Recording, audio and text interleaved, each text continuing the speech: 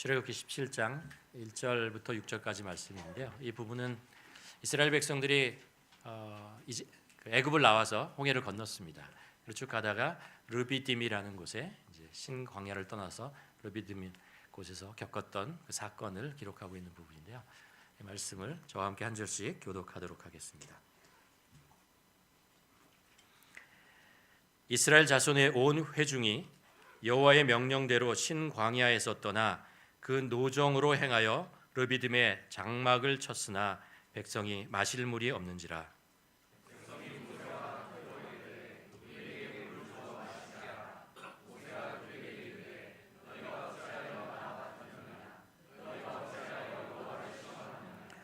거기서 백성이 목이 말라 물을 찾음에 그들이 모세에게 대하여 원망하여 이르되 당신이 어찌하여 우리를 애굽에서 인도하여 내어서 우리와 우리 자녀와 우리 가축이 목말라 죽게 하느냐.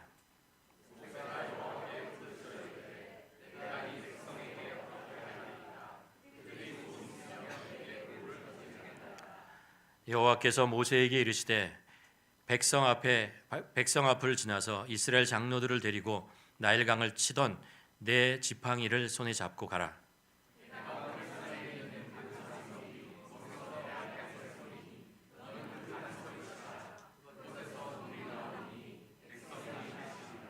모세가 이스라엘 장로들의 목전에서 그대로 행하니라.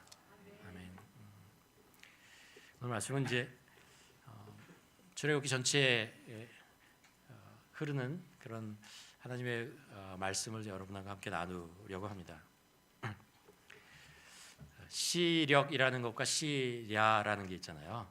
시력은 내가 눈이 얼마나 좋으냐, 멀리 볼 수 있느냐 이런 것이고, 시야는 내가 얼마나 넓게 볼 수 있느냐 이렇게 이런 의미를 가지고 있는데, 시야라고 하는 것이 그 속도에 따라서 변한다고 합니다.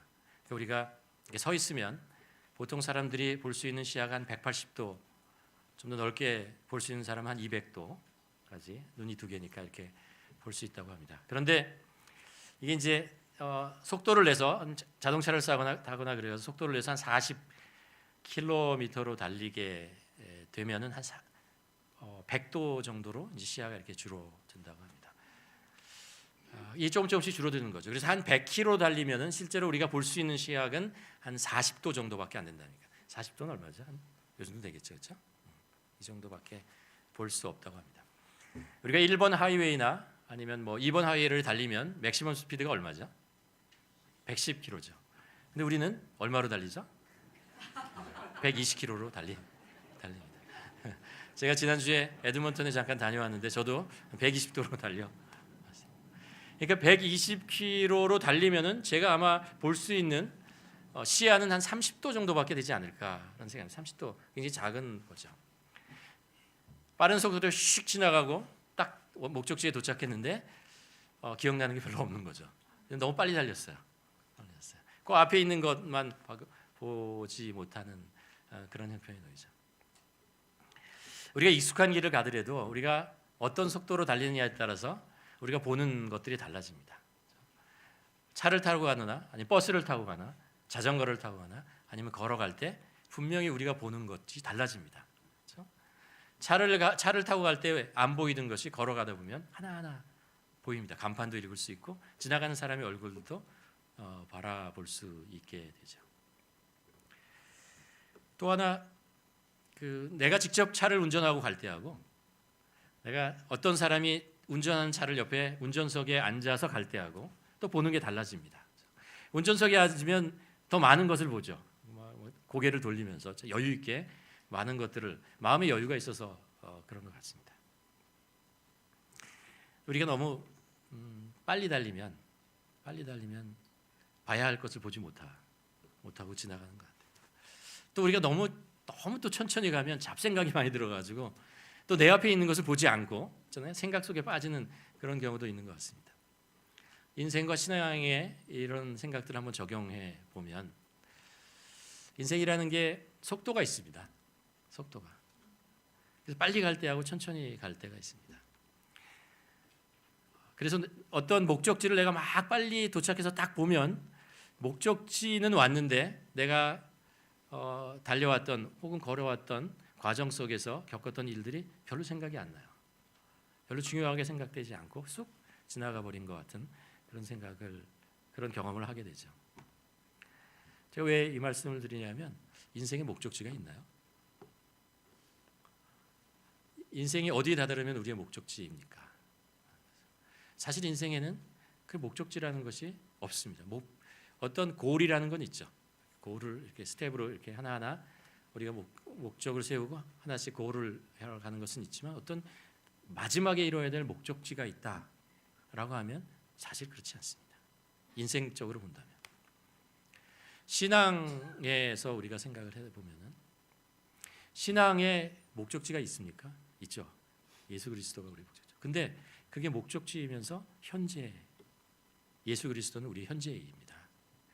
그러니까 인생에서 가장 중요한 것은 얼마나 빨리 달리느냐가 아니고 어떤 목적지에 이르느냐라는 것이 아니고 내가 나와 함께 하시는 예수 그리스도와 동행하고 있는가라는 거죠. 내가 내 안에 임재하시는 하나님, 나와 동행하시는 그 주님과 내가 사귀고 있는가?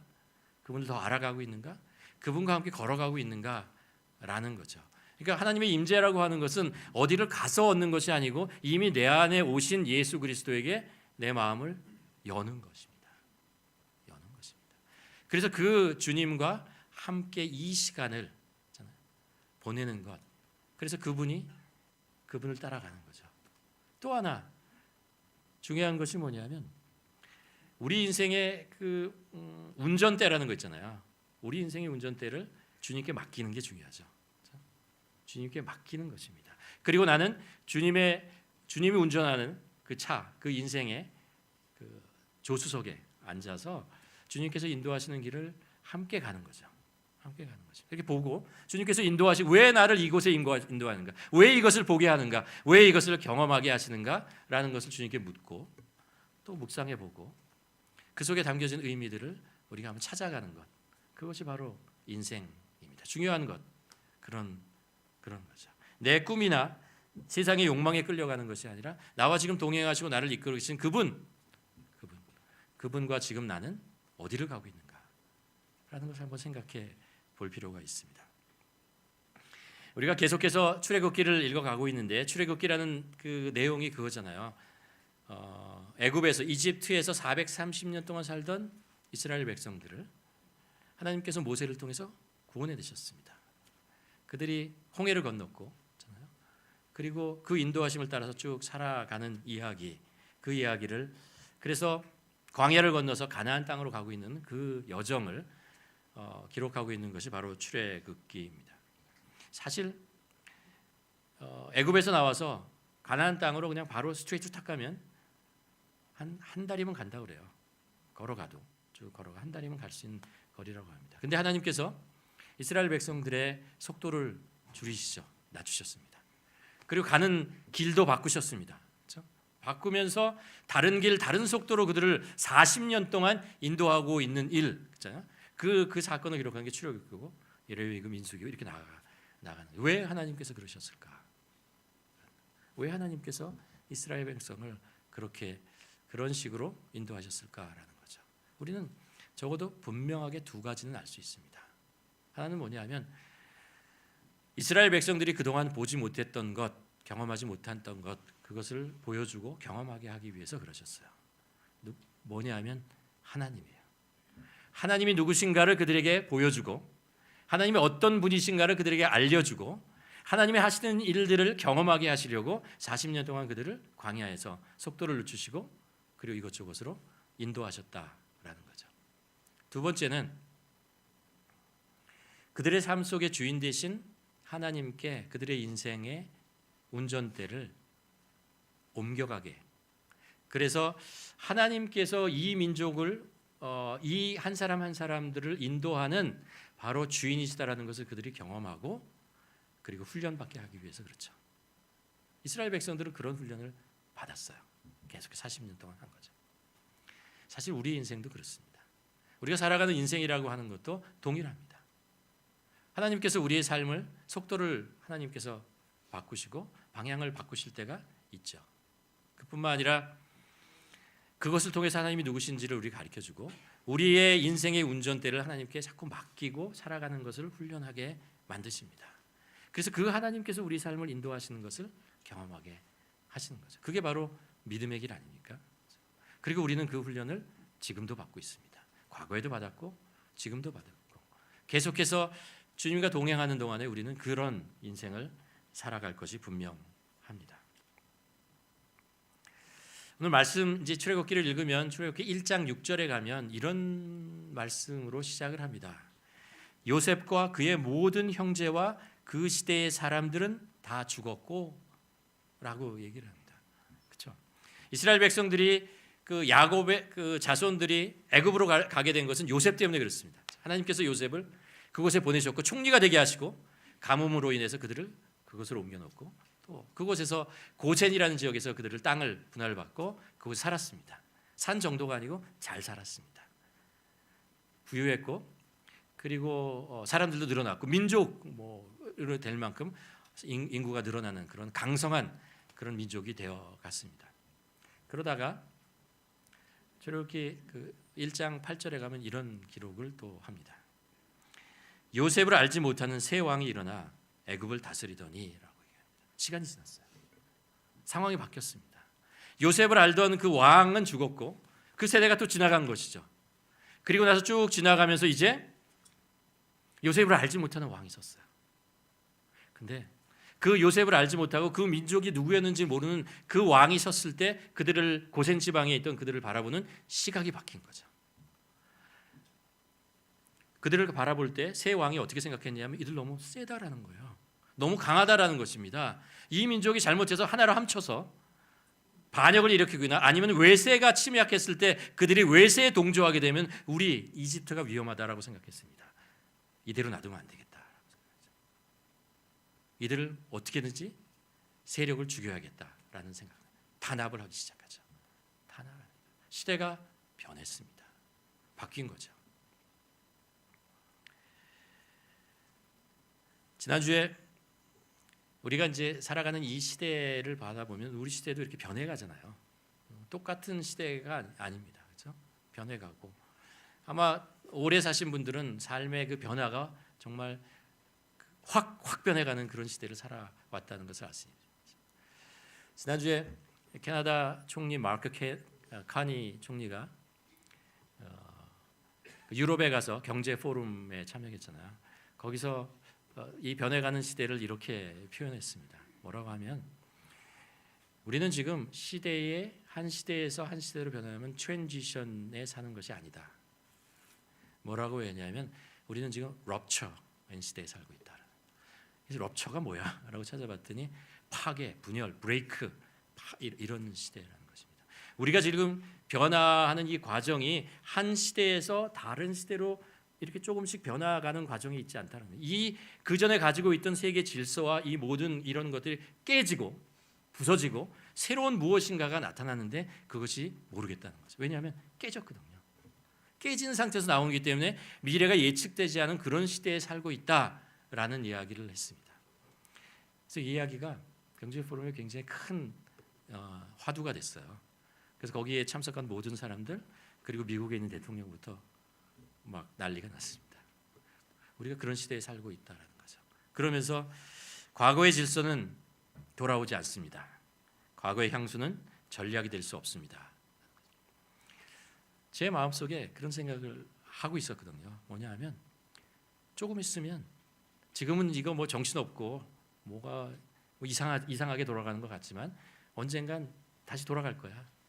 몇 년 전으로 다시 돌아가겠지 라는 생각을 제가 가지고 있었는데 세계의 리더들이나 이런 사람들은 아니라고 생각하는 겁니다. 그렇게 돌아가지 않을 것이다. 과거는 끝났다라는 거예요. 그리고 새로운 시대가 돌아오는데 이 격차가 엄청나게 큰 시대를 우리는 지금 맞이하고 있다라는 이야기를 합니다. 출애굽기를 읽으면서 이처럼 이전 시대와 완전히 분리되는 엄청난 변화 속에 우리가 살고 있구나라는 것들을 인정해야 되는 거죠. 세속주의는 그동안 계속되어 있지만 점점 더 굉장히 노골적인 세속주의로 나가고 있다는 것을 알 수 있습니다. 양극화는 점점 극심화되고 있고 인간의 역할이 위험받는 AI 시대 등장을 우리는 위협받고 있습니다. 국제 질서는 파괴되고 있다고 얘기합니다. 이게 지금 우리가 처해 있는 상황입니다. 야곱의 후손들이 고센 지방에 살다가 나왔잖아요. 이 나온 이 광야를 가고 있는데 이들이 무슨 생각을 했냐 하면은요, 이런 생각을 자꾸 하는 거예요. 돌아가고 싶다는 거예요. 돌아가고 싶다는 거예요.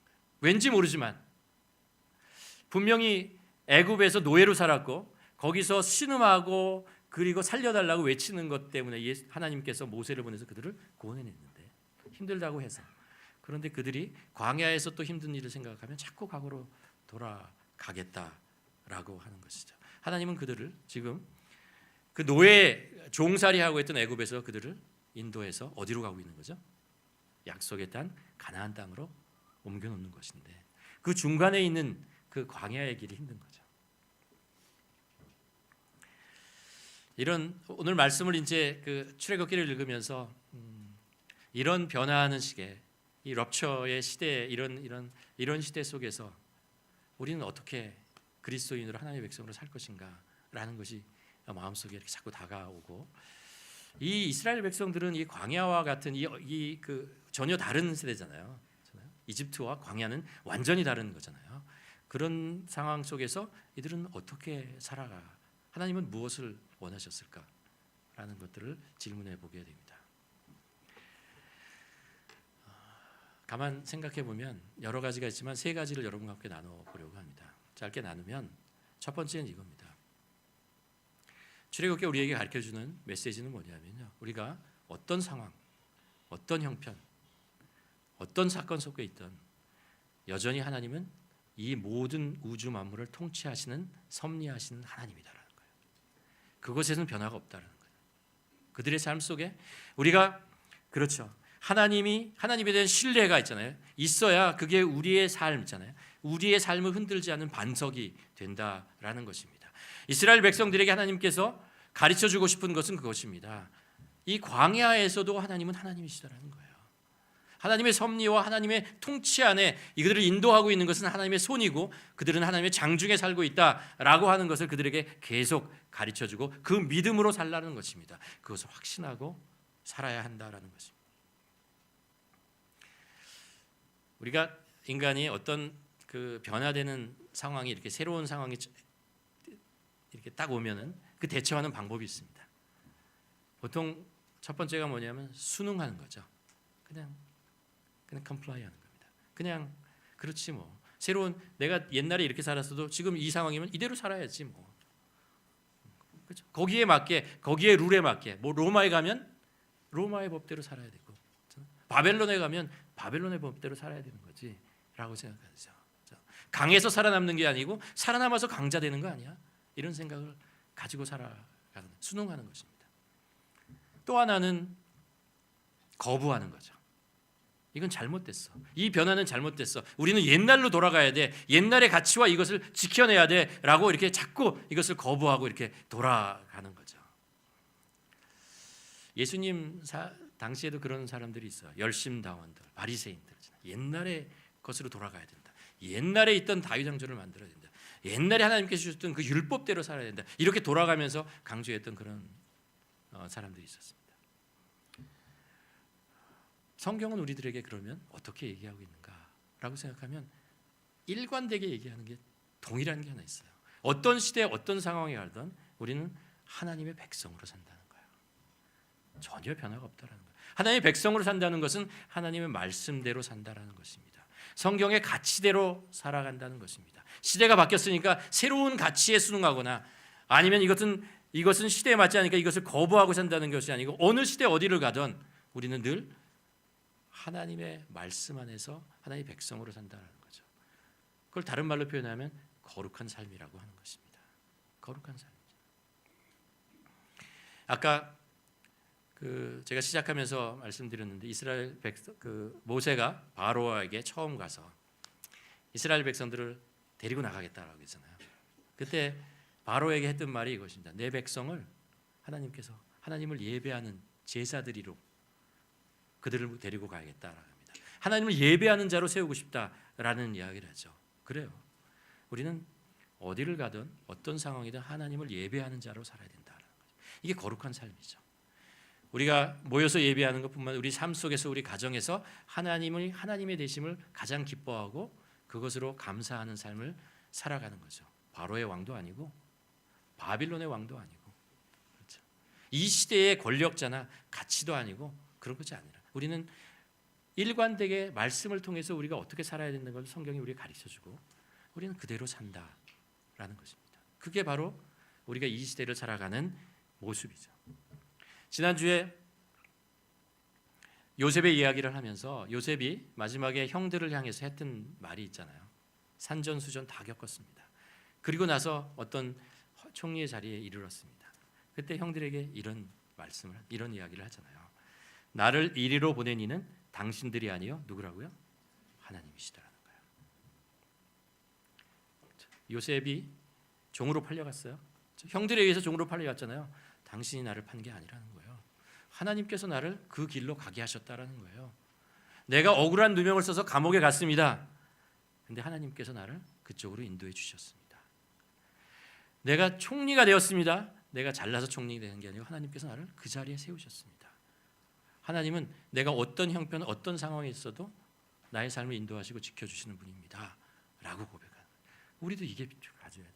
이 마음을, 이 믿음을 가지고 살라라는 것입니다.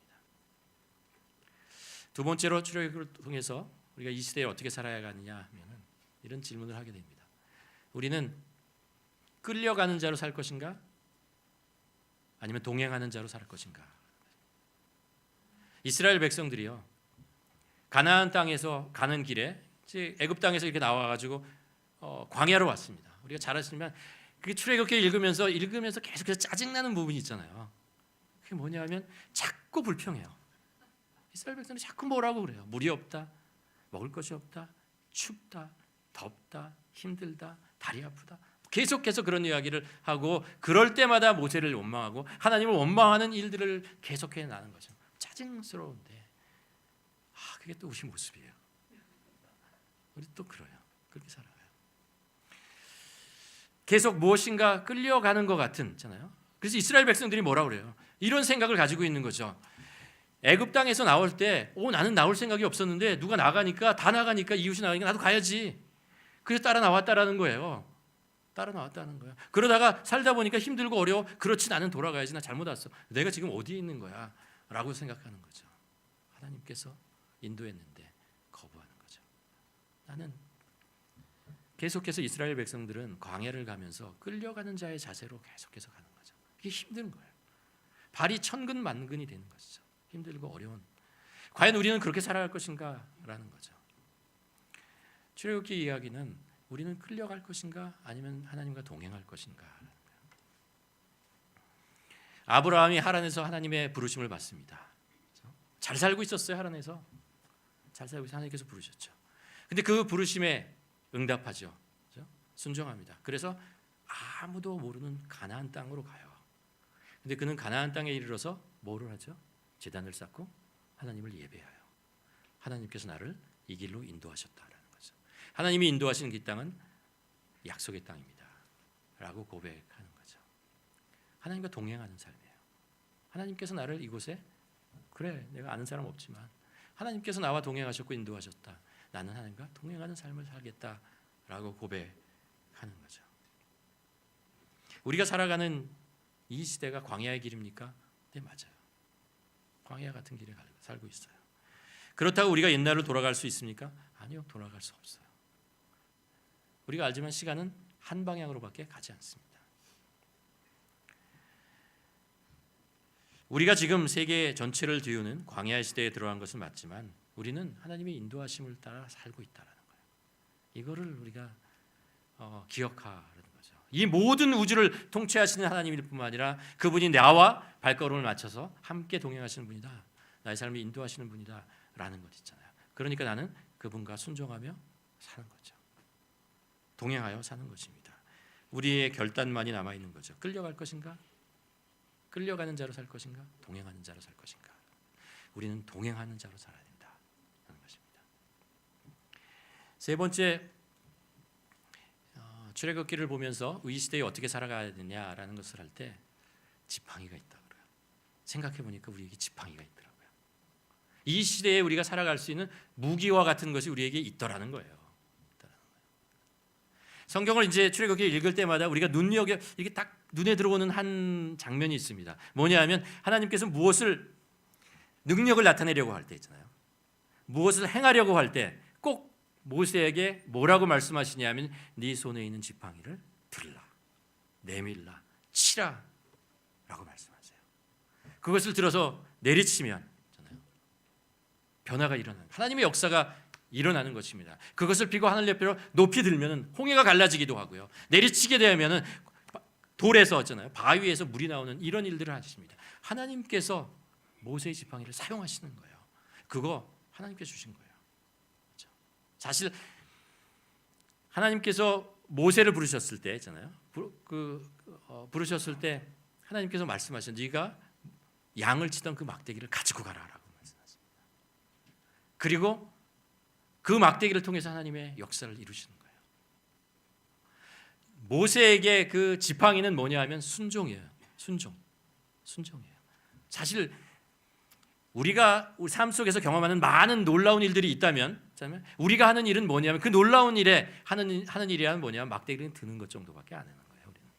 우리의 지팡이를 드는 거예요. 그러면 하나님께서 그 안에서 놀라운 일들을 이루어 가시는 것이에요. 근데 막대기를 들라는 거예요. 지팡이를 안 드는 게 아니고 하나님께서 안 들어도 할 수 있는 일들을 우리에게 들으라라고 말씀하시고 뻗으라라고 말씀하시고 내리치라 말씀하시고 들으라, 하늘을 향해서 들으라고 말씀하십니다. 그럴 때 하나님께서 놀라운 역사를 이루시는 것이죠. 이 출애굽기 시대에 하나님께서 모세에게 지팡이를 주신 것처럼 우리가 살아가는 이 시대에 신약 시대에 하나님께서 우리에게 주신 게 있어요. 하나님의 능력을 나타내는 징표가 있어요. 뭐죠? 십자가가 있잖아요. 같은 나무로 만든 십자가입니다. 사람을 죄인을 형벌의 형틀로 사용하던 곳입니다. 그렇죠? 나무예요. 근데 하나님께서 그것을 통해서 인류를 구원하시잖아요. 예수 그리스도를 우리 대신 죽이심으로 그것을 통해서 인류를 구원하는 일을 행하셨고 예수님께서 제자들에게 말씀하십니다. 너희가 나를 따라오려거든 자기를 부인하고 자기 십자가를 지고 나오라는 거예요. 우리는 십자가를 지고 살아야 됩니다. 십자가를 손에 놓지 않고 살아가야 합니다. 십자가는 거는 것이 아니고요. 잡는 것입니다. 드는 것입니다. 지는 것입니다. 그렇게 살라라고 하는 것이죠. 십자가가 가지고 있는 능력이 있습니다. 몇 가지 보면 첫 번째, 사탄을 이기는 능력입니다. 하나님의 능력이 나타납니다. 하나님의 능력의 선포가 바로 십자가라는 것입니다. 그렇죠. 십자가에서 예수 그리스도께서 우리를 구원하신 것뿐만 아니라 사탄의 권세를 끊으셨다라고 얘기하셨습니다. 우리가 그 이전에 사탄의 권세 안에 있었거든요. 근데 십자가 그것을 끊으시고 우리 죄인을 끊으시고 우리를 하나님의 백성으로 옮겨 놓으셨다 그랬잖아요. 이 하나님의 백성이 우리가 같다는 거예요. 우리가 십자가를 바르면서 십자가를 바라보고 그것을 높이 든다는 것은 무엇입니까? 우리는 이제 이곳에 속한 자가 아니고 하나님의 백성으로 예수 그리스도의 제자로 살아가는 사람이다. 우리의 신분은 변했다라는 것이에요. 우리가 옛날의 모습으로 살아가는 사람들이 아니라는 것이에요. 그 능력 안에 굴레처럼 살아가는 것이 아니고 하나님의 사랑과 은혜 속에 살아가는 그런 사람이라는 거예요. 왜 이게 중요하냐 하면요. 계속해서 사탄은 우리들에게 너는 안 변했어라고 얘기해요. 너는 똑같아. 너는 여전히 죄지요. 너는 별거 아니야. 너는 내 거야 라고 얘기하세요. 어려운 거 힘든 일이 있을 때마다 계속해서 속삭이는 것입니다. 그럴 때 우리가 십자가를 바라면서 뭐예요? 아니라고 해야 됩니다. 십자가의 승리를 우리가 선포해야 됩니다. 이게 선포가 중요해요. 우리는 예수 그리스도의 십자가를 통해서 우리는 승리한 자입니다. 하나님의 승리의 징표가 바로 우리예요. 우리의 삶이라는 것입니다. 이걸 잊지 말아야 된다는 거예요. 두 번째로 십자가라고 하는 것은요. 하나님의 그 구원의 선포입니다. 십자가는 구원이잖아요. 생명을 구하는 게 십자가잖아요. 우리들에게 그것을 전하라고 말씀하시잖아요. 계속해서 성경에서 그 빛이 되라라는 말씀을 하잖아요. 우리가 세상 속에서 어떻게 빛이 되겠습니까?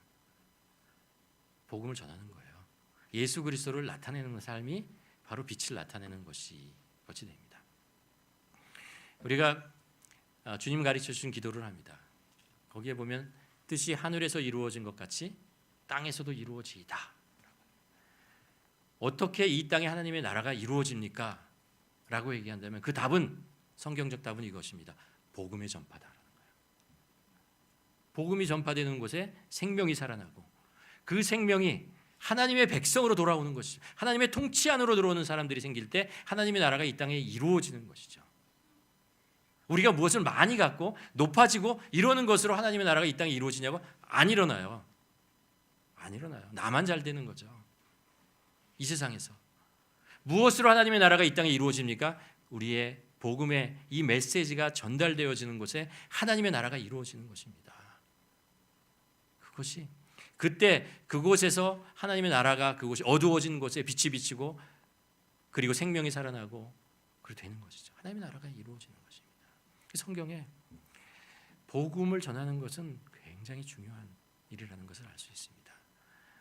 그래서 예수님의 제자들이 핍박을 받고 떠나갈 때 있잖아요. 떠나가는 데마다 예수 그리스도를 증거했습니다. 나타냈습니다. 글쎄, 우리가 얘기하는 것처럼 복음에 대한 어떤 그 체계적인 것이 아닐 수도 있습니다. 그러나 그들이 말씀으로 그들의 삶 속에서 경험했던 예수 그리스도를 증거하고 나가는 거죠. 화려할지 않을지 모릅니다. 좀 어눌할지 모릅니다. 그러나 그들은 직접 체험했고 그것이 그들에게 생명이 되었기 때문에 만나는 사람들에게 계속 복음을 전했고 복음이 전해지는 곳에 생명이 살아나는 것을 그들은 경험했습니다. 생명이 생명을 살려요. 나의 생명이 그 생명을 살리고 그 생명이 살아나면 그 생명이 나를 살려요. 생명은 서로 교류합니다. 우리는 복음을 전해야 살아나는 자, 살 수 있는 자들입니다. 복음이 전하지 않으면, 복음이 내 안에 머물러 있으면 고인물이 됩니다. 고인물이 돼요. 그래서 우리는 복음을 전하는 자로 살아야 한다는 것이, 그것이 하나님의 나라가 이 땅에 이루어지는 것입니다. 세 번째로, 우리는 십자가의 복음이 되어야 합니다. 복음이 되라는 거죠. 우리의 삶이 복음이 되어야 한다라는 것입니다. 복음은 우리의 말로만 전달되어지는 게 아니고 우리의 삶을 통해서 전달되어진다는 것입니다. 그렇죠. 우리가 가는 곳에 빛이, 예수 그리스도의 빛이 나타나야 됩니다. 우리가 가는 곳에, 깨어진 곳에 화평이 이루어져야 합니다. 우리가 가는 곳에, 상처가 있는 곳에 상처가 치유되는 일들이 일어나야 됩니다. 나 때문에요? 아니요. 내 안에 거신 예수 그리스도 때문에. 우리는 예수 그리스도의 빛을, 예수 그리스도의 사랑을, 예수 그리스도의 생명을 드러내는 자로 살아간다는 것이, 그것이 우리가 삶 속에서 십자가의 복음이 되는 것입니다. 그래서 우리가 세상 속에 살아야 하는 거죠. 우리가 이 세상에 오래 살아야 될 이유가 무엇입니까? 우리가 건강하게 살아야 될 이유가 무엇입니까? 빛이 되기 위해서 그래요. 복음이 되기 위해서 그렇습니다. 우리가 있는 곳에 빛이 되고 복음이 되고 그 주위에 있는 사람들이 하나님을 알고 예수 그리스도를 알고 하나님을 만나는 일들이 일어나기 때문에 그렇습니다. 그래서 우리가 이 세상에 사는 거죠. 아니면 빨리 가야죠. 주님의 품으로 가야죠. 근데 하나님께서 우리를 이 땅에, 이곳에 남겨놓으신 이유가 있다라니까요. 우리가 복음이 되게 하기 위해서, 이 땅의 빛과 소금이 되게 하기 위해서 우리를 이 땅에 남겨놓으셨다라는 거예요. 화려하지 않아도 되고 대단하지 않아도 됩니다. 이 사명, 이 하나님의 뜻을 깨닫고 그렇게 살기로 결단하고 기도하는 자에게 하나님께서 그 일을 이루신다라는 것입니다. 이 시대 불안하죠. 전 사실 무슨 일을 할지 모르겠어요. 예측이 되지 않는 시대에 살고 있고 그것이 나에게 이익이 될지 손해가 될지, 좋은 일이 생길지 안 좋은 일이 생길지 전혀 모르겠어요. 캐나다,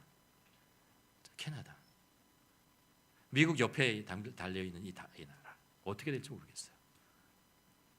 그러나 그 불안한 세대 속에서 또 우리는 할 일이 있어요. 하나님이 우리 삶의 주인이시거든요. 우리는 하나님과 어느 상황이든 괜찮아요. 동행할 거니까요. 그리고 십자가는 계속해서 우리 안에서 생명을 만들어낼 것입니다. 이 마음을 가질 때, 이것을 배울 때, 이것을 결단할 때 하나님께서 우리에게 놀라운 일들을 이루어 가실 것을 제가 믿습니다. 아까 시작할 때 그 양성일 전사님도 찬양에서 얘기했지만 출애굽기 14장에 가면 이스라엘 백성들이 홍해 앞에 놓이게 됩니다. 홍해 앞에 놓였는데 이 뒤에서는 이집트의 군대들이 막 쳐들어오는 게 아니죠. 막 쫓아오고 있었습니다. 그렇죠? 그리고 앞에는 도저히 건널 수 없는 홍해가 그 앞을 가리고 있었습니다. 이 이스라엘 백성들이 그 중간에 트랩된 거예요. 완전히 무엇을 어떻게 해야 될지 모르는 그런 불안한 상황 속에서 그 놓여 있을 때였습니다. 그때 하나님께서 모세를 통해서 이런 말씀을 전해 주신 것을 우리가 보죠. 너희는 두려워하지 말라. 가만히 서서 여호와께서 오늘 너희를 위하여 행하는 구원을 보라 라고 말씀하십니다. 이 시대를 살아가는 우리에게도 마찬가지인 것 같아요. 우리가 어떻게 살아갈지 잘 모르고 불안하지만 우리의 내년과 모레가 걱정되지만 하나님께서 우리에게 말씀하시죠. 두려워하지 말라. 하나님께서 이 상황 속에서 하시는 일을 보라. 그것이 뭐라고요? 구원이다 라고 얘기해요. 그러면서 모세에게 이런 명령을 하죠. 너는 앞으로 나가서 지팡이를 들고 손을 바다 위에 내밀어 그것이 갈라지게 하라라는 것이다. 지팡이를 들라라는 거예요. 우리들에게 말씀하십니다. 십자가를 들라. 십자가를 품으라. 잡으라. 지라 라고 말씀하십니다. 그리고 하나님의 능력을, 기적을 보라 라고 말씀하십니다. 우리는 이것을 아멘으로 받아야 합니다. 하나님께서 이루실 것입니다. 하나님께서 구원을 이루실 것을 믿고 우리 십자가를 붙잡아야 됩니다. 전해야 됩니다. 복음이 되어야 합니다. 그럴 때 하나님께서 우리의 이 불안한 이 시대 속에서도 하나님께서 우리를 통해서 예수 그리스도의 빛을 비추시고 생명을 이루시고 하나님의 나라를 이루어갈 것을 믿습니다. 기도하시겠습니다.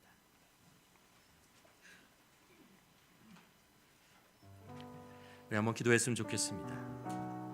우리가 살고 있는 이 시대는 어떤 시대입니까? 우리가 살고 있는 이 상황은 어떤 상황입니까? 각자에게 다르지 않습니까? 다르게 느껴집니다. 그 느껴지는 그 상황, 내가 처해 있는 상황 때문에 내 마음은 어떻습니까? 여러분의 마음은 어떻습니까? 불안하십니까? 초조하십니까? 만족하십니까? 좋으십니까? 원망이 있으십니까? 하나님께서 말씀하십니다. 너희는 가만히 서서 내가 이룰 일을 보라. 믿음으로 보라. 믿음의 눈을 열라 라고 말씀하십니다. 그리고 우리들에게 지팡이를 들라. 십자가를 품으라 라고 말씀하십니다. 하나님께서 이루실 것입니다. 우리의 삶을 통해서 무엇인가를 행하실 것입니다.